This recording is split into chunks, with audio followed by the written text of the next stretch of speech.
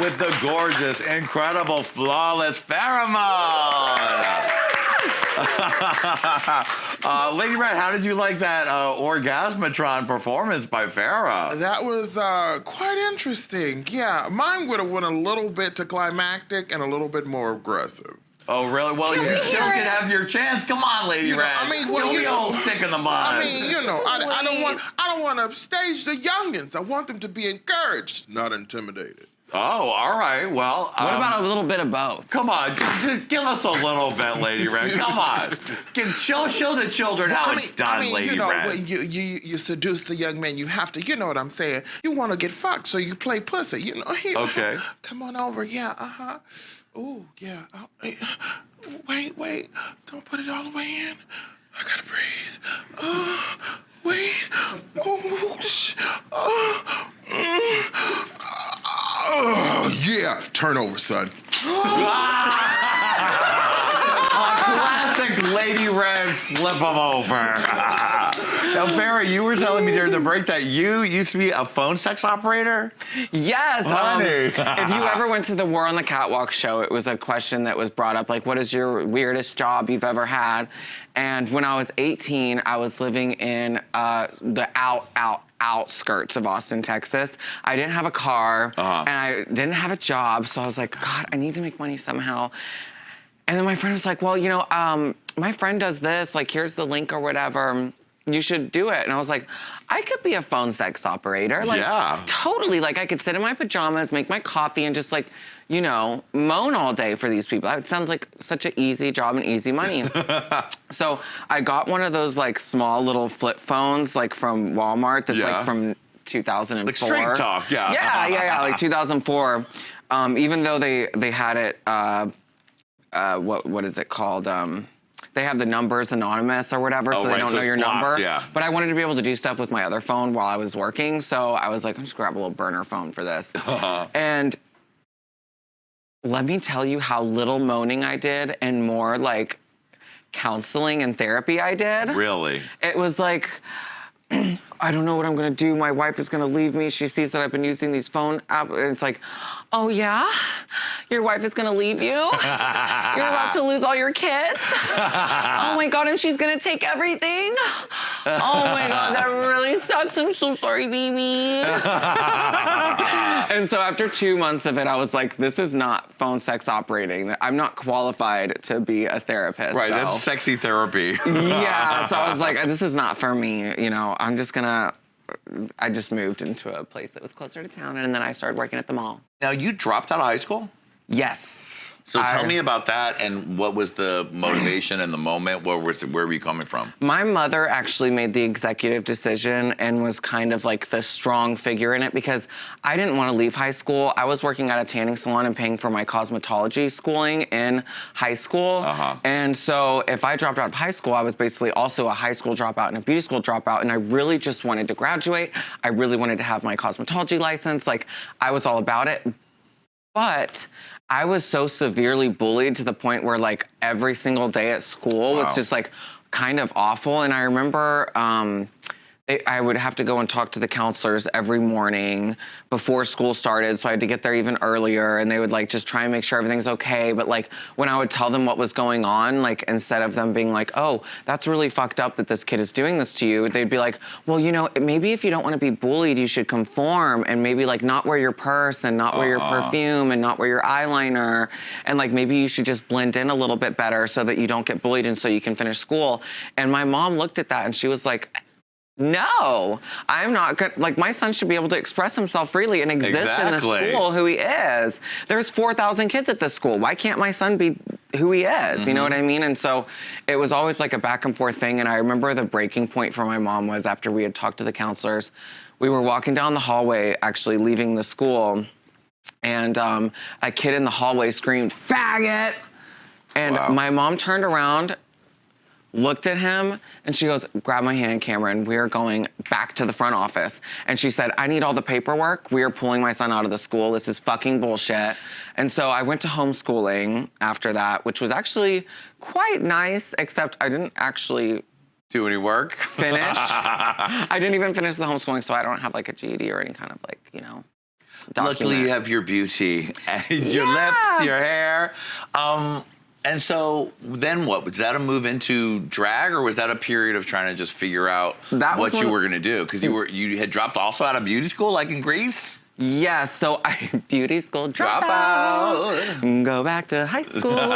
ran away to Austin, Texas with a stripper. Wow. And she nurtured FARRAH MOAN and kind of like she wore wigs with me when we'd go out, you know, she would like do my makeup, she would help me with my liquid liner, you know, she was like my stripper godmother, amazing. If you will. So, yeah. That's kind of like how I was born, out of a little bit of rebellion towards people that weren't supportive of me over like, you know, just wanting to exist and have fun with life and not feel constantly like everything I was doing shouldn't exist, you know? Yeah. You know what I mean? Exactly. Like, it was almost like we were just taking a stand against the school district and being like, you are not gonna do this to some shining bright little star. That's right. We're gonna hear more from FARRAH MOAN about Vegas and, of course, the details on Drag Race when we get back.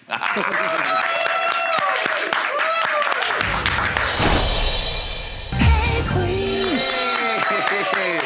We are back with the gorgeous, perfect angel FARRAH MOAN. Oh my God, what a cutie. And of course, beautiful Lady Red, looking like a real housewife from Atlanta on vacation. Put on your sunglasses, miss. Oh, waiter, order me a coffee. So awkward, right? Oh. Waiter, order me a pina colada. Same. Oh, she already got one! Yay! So FARRAH, you started off doing drag. You know, you had your stripper fairy godmother, and so you were tiptoeing your way into drag by going out a lot. And then when did you really decide to go for it? I always had this like little dream of like running away and becoming a showgirl and having big feather headdresses and Swarovski crystals and just like live the fantasy in Vegas. But I never thought that like that would be within my price range as like, you know, a struggling artist. And a friend of mine was like, you know, I have an extra room, you can rent it out. And I was like, well, how much is it? Because that's probably gonna be really expensive. And he was like, bitch, just like, it's so cheap to live here. Give me like $350 a month. Wow. And like, that's like half the rent or whatever. And I was like, okay, I'm coming. My showgirl dreams are coming true. So I put all my stuff in boxes, I shipped it to Vegas, and I flew a Southwest flight straight to my dream. How long after that before you applied for Drag Race? Because you got on the first time you did it. I did. So as you know, I'm good friends with Magnus Hastings, and since I was making this money at this nightclub and had no money in rent, I had some extra money laying around. And so I was like, Magnus, I know you did Courtney's tape. How much would you charge me to do mine? Like, let's do my tape. Yeah. And so I'm not gonna spill the beans on whatever that was, but he agreed to do it. I paid him with my little savings, and I came to LA with all my drag in a big car. Wow. We filmed it in his parking lot. Amazing. His apartment complex. And we submitted it, and like I did not think that I was gonna be chosen for Drag Race. I really didn't. I thought that this was gonna be like them getting to see who I am. Like, you know, they're gonna know that I exist and that they'll like maybe consider me for future seasons. Right. I did not think like, oh my God, they're gonna give me a call and I'm gonna have to put together 35 looks in 2 weeks. You get to the workroom, it's a lot of pressure. Yeah, I mean, yeah. And I thought my entrance look was like the most fabulous thing I've ever worn.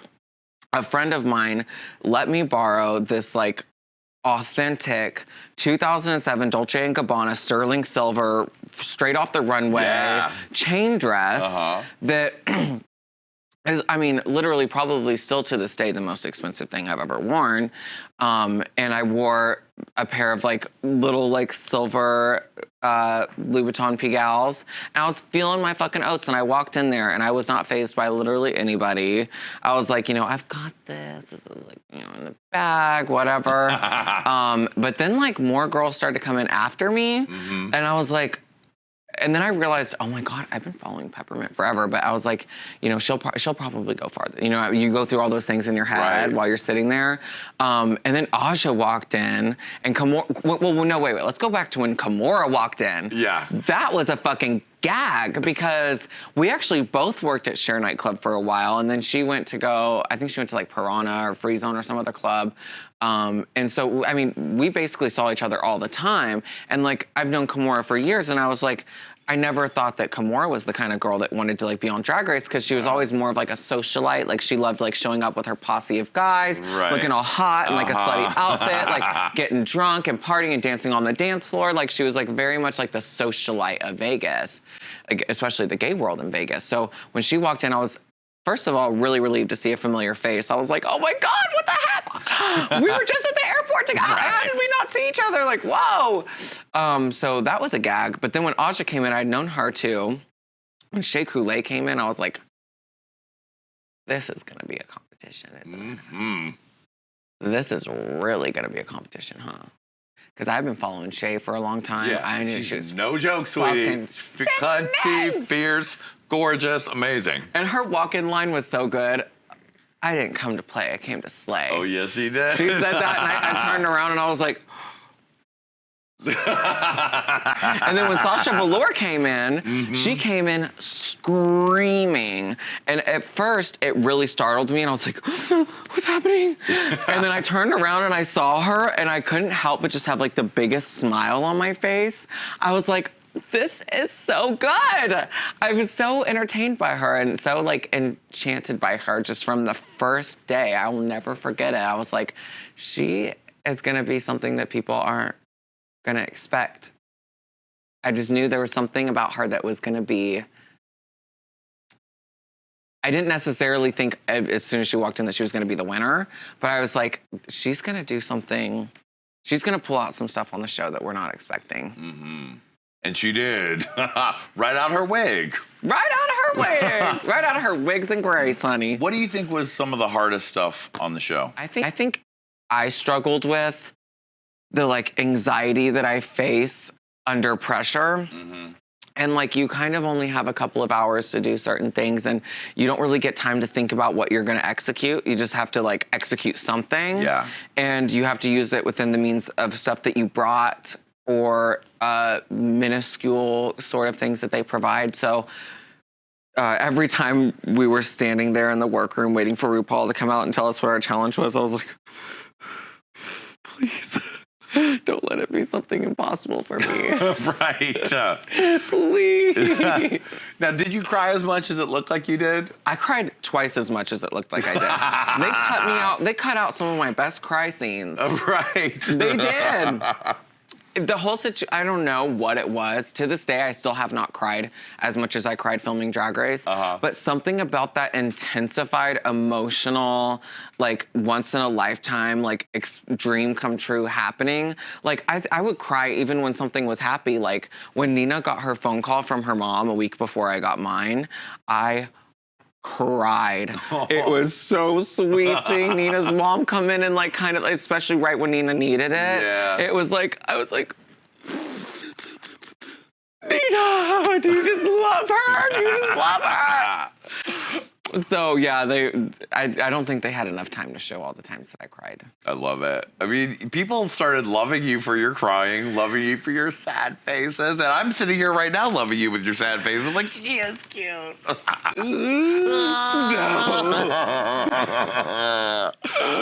Okay, well, we're gonna get to our break, but when we come back, it's time for, we're gonna talk all about Valentina, the reunion, and all those shady ass questions y'all motherfuckers want to hear. See you in a sec. Hello, children. To see part 3 of this interview, click here. To see more Hey Qween fabulousness, click here. And don't forget to subscribe, bitch! Hey! Hey! Hey!